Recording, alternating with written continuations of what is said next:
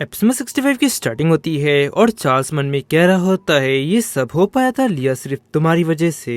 और फिर ऑथर आगे कहता है बहुत ही बढ़िया, तो मिस्टर चार्ल्स क्या हम इस लिया को सब कुछ बता सकते हैं? तब फिर चार्ल्स चिल्लाते हुए उससे गुस्से में कहता है बिल्कुल नहीं ऑथर, हमारे परिवार के श्राप के बारे में हम लिया को कुछ भी नहीं बता सकते। अब इस पर ऑथर कहता है यह सर में समझ गया। फिर चार्ल्स आगे मन में कहता है अगर ये बात लिया को पता चल गई तो हो सकता है कि वो मुझसे नफरत करने लगे या फिर डर जाए, और अगर ये सब दोबारा हुआ तो फिर वो पक्का मुझे छोड़ देंगी और इसीलिए मैं बिल्कुल भी जोखिम नहीं उठा सकता। फिर सिंसिफ चित्र में कुछ समय बाद का समय दिखाया जाता है जहाँ पर चार्ल्स पैलेस में एंटर हो रहा होता है और चार्ल्स जाकर उससे कहता है मेजेस्टी आपने मुझे याद किया? तब इस पर वो उससे कहता है हाँ। वहीं पीछे से सेकंड प्रिंस उसे चिल्लाती हुई कहता है चार्ल्स बेकर तुम ऐसी एक्टिंग क्यों कर रहे हो जैसे कि कुछ हुआ ही नहीं है। तो फिर चार्ल्स उसे कहता है क्या हुआ? मुझे माफ करिएगा सेकंड प्रिंस, लेकिन मुझे तो याद नहीं है कि कुछ हुआ भी है। तब आगे सेकंड प्रिंस चिल्लाते हुए कहता है तुम ये नाटक करना बंद करो। कल रात को तुमने अपने व्यक्तियों के साथ मेरी जगह पर धावा बोला और मेरे रूम की तलाशी भी ली, और इसके अलावा तुमने मेरे भरोसेमंद व्यक्ति को घायल किया और लगभग तुमने मुझे मार ही डाला था। और तुमने ये सब जो कुछ भी किया है वो डायरेक्ट शाही परिवार पर हमला है। तो फिर चार्ल्स आगे कहता है सेकंड प्रिंस मुझे ऐसा लगता है कि आपको कोई गलतफहमी हुई है। अगर वाकई में मैं आपको मारना चाहता तो इस वक्त आपकी कहीं बॉडी सड़ रही होती। तो फिर सेकंड प्रिंस आगे चिल्लाते हुए कहते हैं चार्ल्स बेकर इतना घमंड भी अच्छा नहीं है। और मैजेस्टी वही उनकी ये सब बातें सुन गुस्से से कहता है बस बहुत हो गया।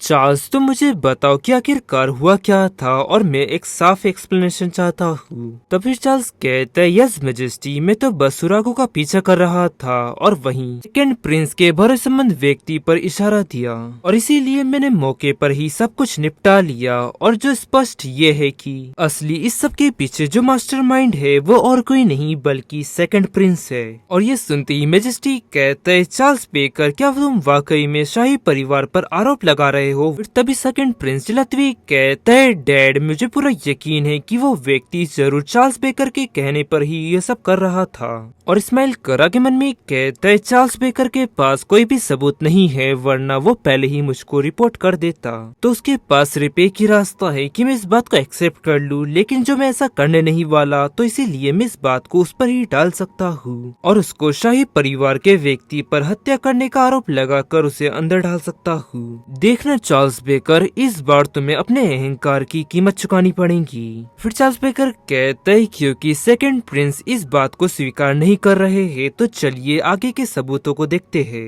फिर तभी वहाँ पर ऑथर आता है और कहता है हेलो मैजेस्टी। और आगे चार्ल्स कहता है मैजेस्टी ये वो सबूत है जो मैं आपके सामने पेश कर रहा हूँ। और ये देख सेकंड प्रिंस कहता है एक टूटा हुआ पत्थर। चार्ल्स क्या तुम मुझे और मैजेस्टी को बेवकूफ समझते हो? वहीं मैजेस्टी उसे देख कहता है ये तो एक रिकॉर्डर पत्थर है ना? तब इस पर वो कहता है हाँ बिल्कुल, और इस पत्थर को उस बगीचे में मैक्सक्विट द्वारा छोड़ा गया था और उस समय मैक्सक्विट मुझसे बदला लेना चाहता था, इसलिए वो सेकंड प्रिंस के पास पहुंचा मदद मांगने के लिए। लेकिन उसे इस बात का बहुत ही ज्यादा डर था कि कहीं बीच में सेकंड प्रिंस पलट ना जाए, ये सब उस पर ही भारी न पड़ जाए, और इसीलिए उसने मौका देखकर वो स्टोन को वहीं पर गिरा दिया और वहां से चला गया। और ये पत्थर अपने आसपास के 50 स्क्वायर फीट के साउंड को रिकॉर्ड कर सकता है। और ये सब बातें उसकी सुनते ही सेकंड प्रिंस घबराती हुई कहते है मत करो, ये सब मजाक करना बंद करो। और आगे बढ़ कहते है जरूर ये नकली होना चाहिए, मुझे चेक करने दो। तभी चार्ल्स अपना हाथ वापस खींच लेता है और वो नीचे गिर पड़ता है। और फिर चार्ल्स आगे उस पत्थर को एक्टिव करता है जहाँ पर सारी बातें प्ले होती है और सच मैजेस्टी के सामने आ जाता है। और आगे वो चिल्लाते हुए उससे कहता है सेकंड प्रिंस क्या तुम इस बारे में और कुछ कहना चाहोगे? वहीं सेकंड प्रिंस काफी ज्यादा घबराते हुए मन में कहता है यानी कि चार्ल्स के पास पहले से ही सबूत था, लेकिन इसके बावजूद भी उसने जानबूझकर उसे छुपाए रखा।